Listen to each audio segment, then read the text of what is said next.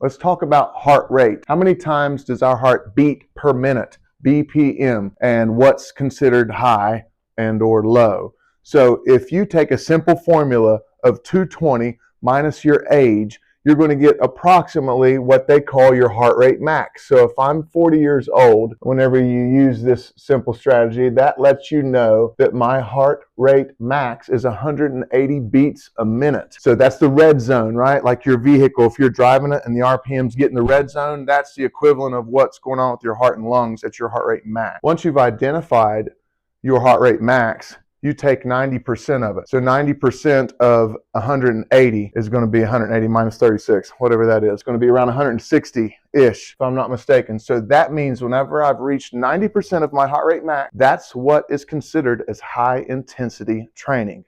So a natural way to discover that you're at high intensity, if you don't have a heart rate monitor, is the talk test.